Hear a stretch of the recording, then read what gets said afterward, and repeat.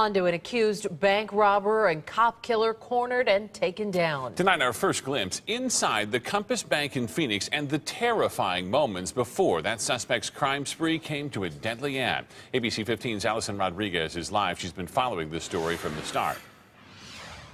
Yeah, Katie and Steve, the suspect, Mario Edward Garnett, parked his getaway car rented right here in the parking lot and then, with mask on his face and gun in his hand, barged through these doors here of the Compass Bank in West Phoenix, and that's when the robbery began. Now, along with the surveillance video, we also have a first-hand account from a witness who called 911 and stayed on the phone as the entire scene unfolded.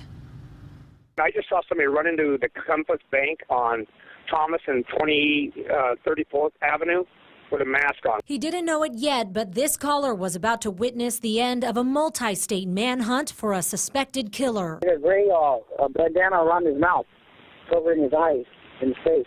The masked man was identified as 40-year-old Mario Edward Garnett, wanted for armed robbery, the death of a Mississippi officer, and attempted armed robbery in Georgia. Phoenix police documented what happened inside the Compass Bank during the robbery, and now we're seeing it through the surveillance video. He entered the bank, he put a block of some type on the door. He did pull out a weapon, and he told them this is a robbery. He instructed the tellers to empty their cash drawers and demanded money from the bank's vault. And before he left, said something that made many believe he wasn't going to go down without a fight. This suspect actually mentioned having seen the police outside before he left that bank.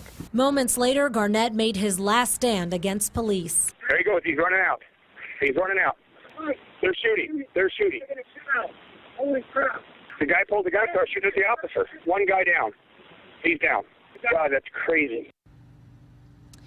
Garnett did serve in the U.S. Army and the National Guard for 7 years during the 90s. And back in 2010, he was arrested after making some pretty graphic online death threats to President Obama and the Israeli Prime Minister.